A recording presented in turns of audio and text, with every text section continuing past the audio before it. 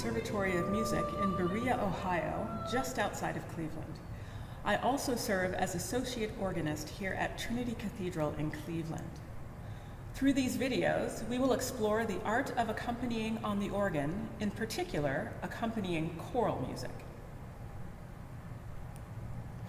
What is our job as accompanists?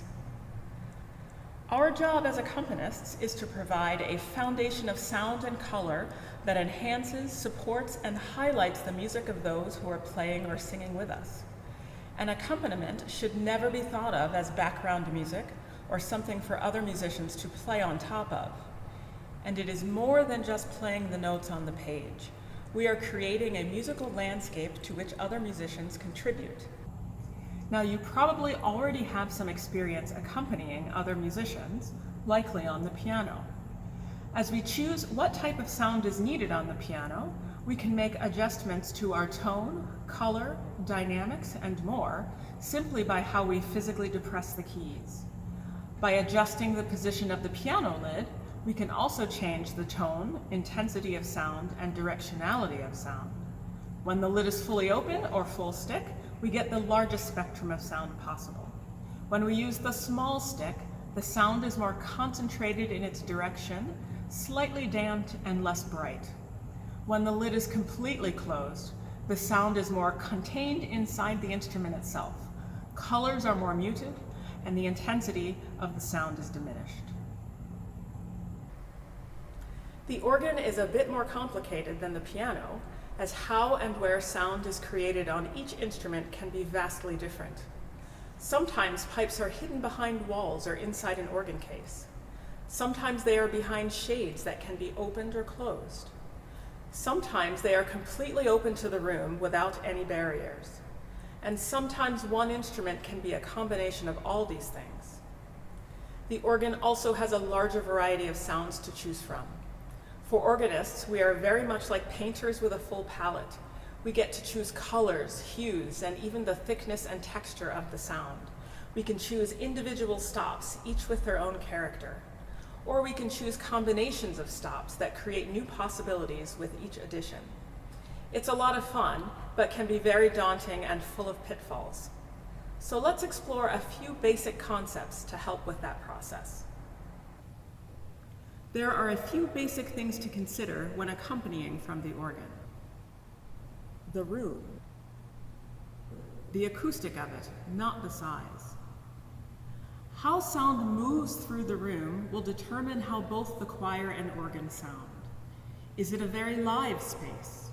Does the sound bounce around or fall flat? How far does sound travel through the room? You can easily make this determination by singing a few notes yourself in the room and playing a few simple phrases on the organ with different registrations. The choir. Evaluate your choir as you would any other musical instrument. Consider its strengths, weaknesses, flexibility, and essential character, just as you would a violin or an oboe. Evaluate the choir's potential to carry sound, not its volume.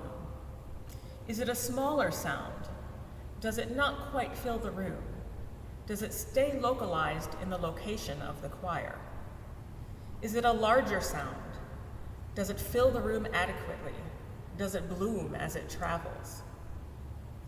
Evaluate the tone quality of the choir.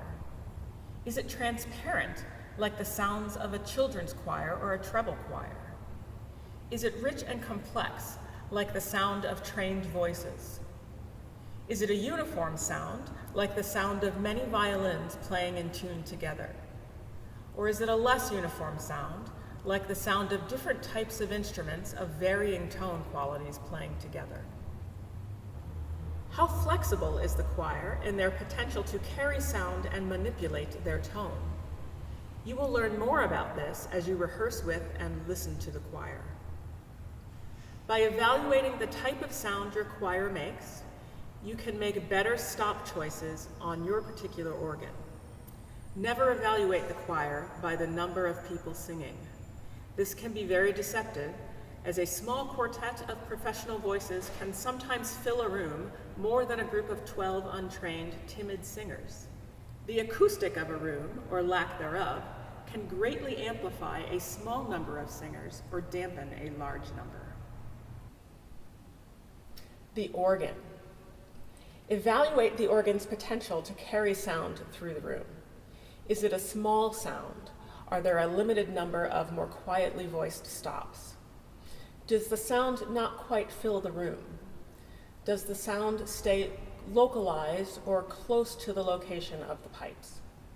Is it a large sound? Are there a large number of stops with a variety of color options? Does it fill the room adequately? Does the sound bloom as it moves through the room? Evaluate the tone quality of the organ. By evaluating individual stops first, you can make better choices for combinations. Is the sound transparent, like the sound of a flute stop, without much core to the tone? Is the sound rich and complex, like the sound of a principal, or like the sound of a reed stop with a lot of core to the tone? Is the sound uniform, and are there many possible combinations that you can make and blend together? Or is the sound less uniform, where it is more challenging to make combinations of stops that are pleasing? Take note of the location of the pipes for each division. Are the divisions located in the same place or in the same part of the room? Are the pipes close or far away from the choir? Does the sound come from behind the choir, from in front of the choir, or does it surround the choir? Never evaluate an organ by the number of stops. It's the voicing of a pipe, the shaping of the sound quality done by the builder, that truly matters. The acoustic of a room, or lack thereof, can greatly enhance or hamper the tone quality of a pipe. So now we have discussed some basic concepts to consider for accompanying that you can apply to any organ in any space. So why is all of this important? All this information helps us to choose the best sounds to provide a foundation that will support and enhance the work of the choir. In many ways, accompanying is the wrong word to use. The choir and organ should always work together to create a cohesive sound, much like all the different families of instruments in an orchestra work together, all fulfilling their individual roles. Now that we have spent a fair amount of time talking about and evaluating our instruments for use with our choirs, we are ready to consider specific pieces of repertoire. Now, I've had the opportunity to spend a significant amount of time practicing on both instruments with organ repertoire, hymns, and accompaniments, which is necessary for getting to know the instruments so that I feel comfortable enough to craft accompaniments. Be sure in your practice you spend a fair amount of time on more than just your organ repertoire. Get to know your instruments in every way that you will need to use them. Tune in to the next videos for ideas on registering these two magnificent instruments for choral music.